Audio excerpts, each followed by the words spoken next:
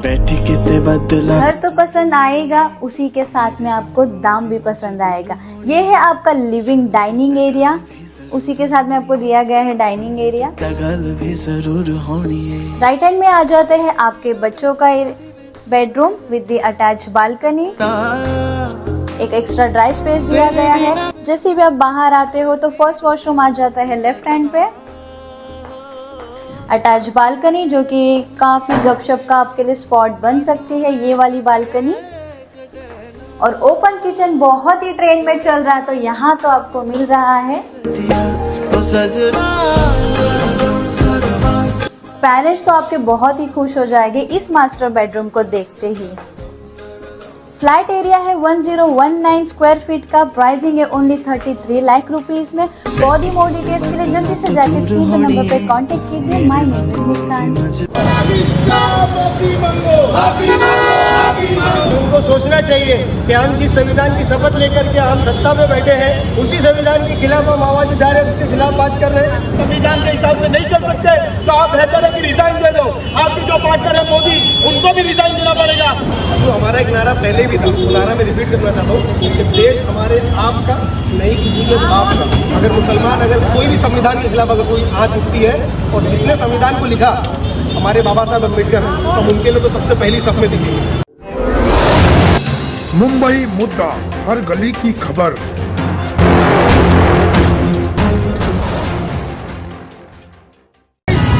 माफी मांगो, माफी मांगो, माफी मांगो।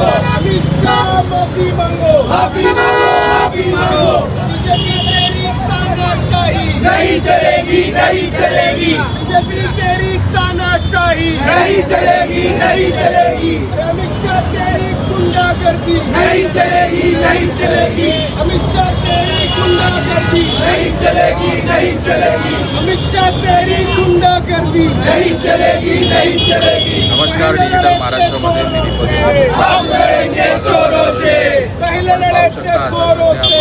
हम लड़ेंगे चोरों से, पहले लड़े थे गोरों से। हम लड़ेंगे चोरों से, पहले लड़े थे गोरों से। हम लड़ेंगे चोरों से।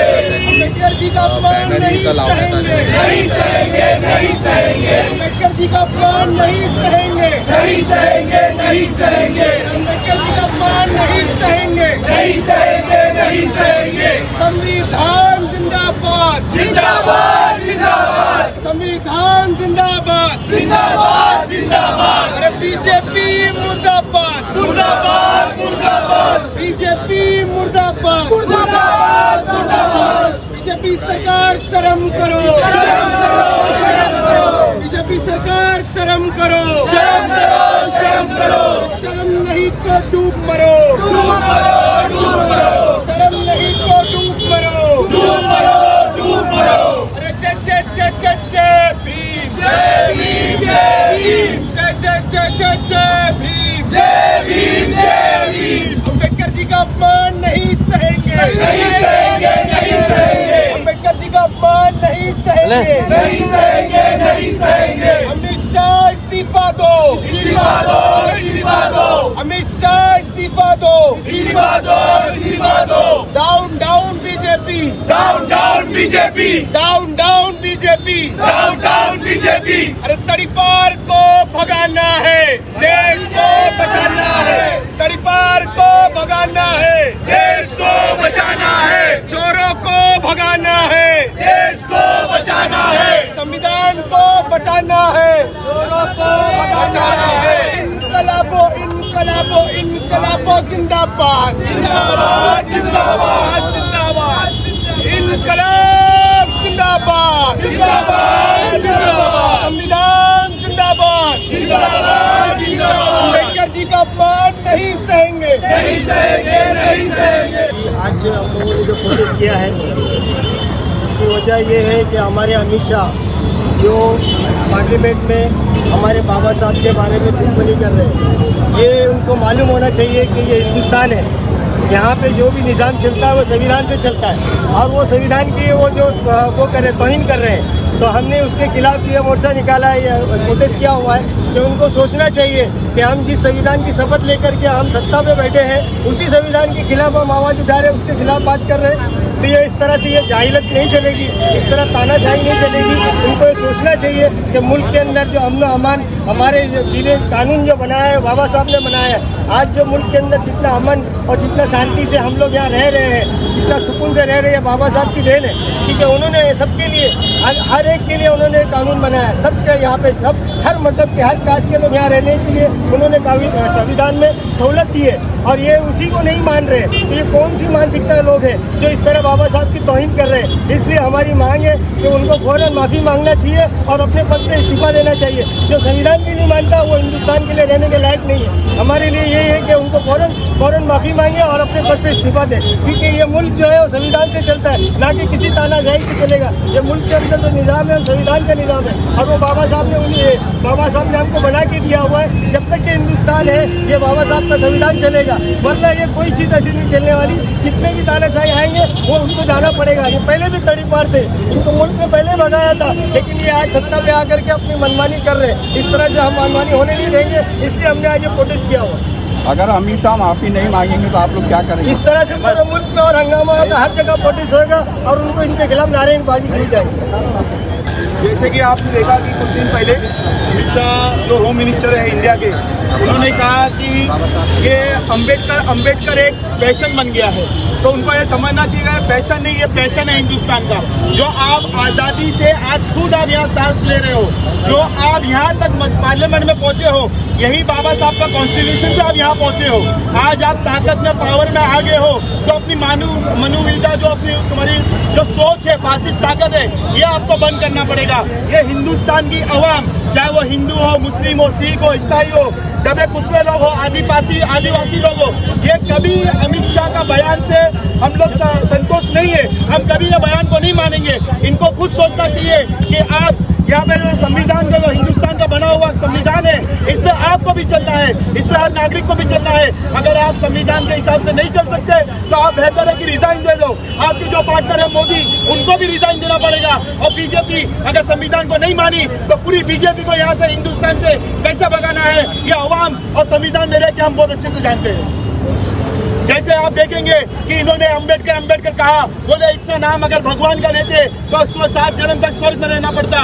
तो मैं अमित शाह को बोलूंगा, पहले आप राम भगवान को पढ़ो। अगर आप राम भगवान को पढ़े होते तो आज ये आप नौबत नहीं आती आपके बोलने की। आप जो है हिंदू को मुसलमान को जो लड़ाने की इसमें लगे हो, अगर आप राम भगवान को पढ़े होते तो ये कभी राम भगवान ने मैसेज नहीं दिया कि हिंदू मुसलमान यहाँ लड़ के रहे, यहाँ पे आपसी नफरत लोग पैदा करे दिल में। ये कभी राम का मैसेज नहीं था, ये कभी कोई गीता का मैसेज नहीं था, ये कभी कोई कुरान का मैसेज नहीं है, कोई बाइबल का मैसेज नहीं है, कोई गुरुद्वारा कोई सिख हमारे जो है उनका मैसेज नहीं है। ये हमेशा फासिस्ट ताकत लोग यहाँ के माहौल खराब करने पे लगे हैं। और यहाँ की आवाम को हम रिक्वेस्ट करते हैं, चाहे वो कोई भी समाज का हो, अगर आज आप नहीं उठे तो आने वाले वक्त में हमारा वोटिंग राइट भी खत्म हो जाएगा। आने वाले वक्त में हमारे को जो हक है जो गवर्नमेंट से मिलते हैं वो भी खत्म हो जाएंगे। इनको हिंदू मुसलमान के अलावा और कुछ भी नहीं है इनके पास। ये पूरे फेल सरकार है, ये पूरी तरह से फेल हो चुकी है। चाहे पुलवामा का बोलो, चाहे अरुणाचल प्रदेश में चाइना ने बॉर्डर कब्जा कर लिया उसका बोलो, या किसी को हेल्थ स्कीम देना हो, किसी को एजुकेशन के ऊपर हो, बेरोजगार है, महंगाई है, ये इसमें से फेल हो चुके हैं। ये जाते हैं मोदी जी बार दूसरी कंट्री में घूमने, इनको यहाँ तक आज तक नहीं पता कि हिंदुस्तान में क्या चल रहा है। तो एक काय के प्रधानमंत्री है, इनको पब्लिक को हर जगह अपील करना चाहिए, हर जगह संविधान में रह के एक प्रोटेस्ट करना चाहिए, ये बीजेपी भगाओ आंदोलन करना चाहिए। ये बीजेपी सरकार हमको नहीं चलेगी। अगर आज भी हमारे देश को बचाना है, हमारे यहाँ के लोगों को बचाना है, आने वाली नस्लों को बचाना है, तो हमको एक अच्छा बेहतरीन प्रोटेस्ट हमेशा करना रहेगा ये बीजेपी के खिलाफ। ये जो भी अगर स्कीम लाएगी, जो भी नया बिल पास करेगी, जो भी नया कानून लाएगी, अगर वो आवाम के लिए सही नहीं होगा, चाहे कोई भी समाज का हो, हम इसको नहीं मानेंगे। हम इसको नहीं मानेंगे। हम डट कर उतर कर रोड पे संविधान में रह के इनका प्रोटेस्ट करेंगे, हम कोर्ट आएंगे, हम इनके खिलाफ लड़ेंगे जब तक हमारी आखिरी सांसें हैं। और इंशाअल्लाह इनको बताएंगे कि कानून में रह के कैसे लड़ा जाता है। इंशाअल्लाह हम इनको बताएंगे। कहाँ गए वो अपोजिशन लोग भी?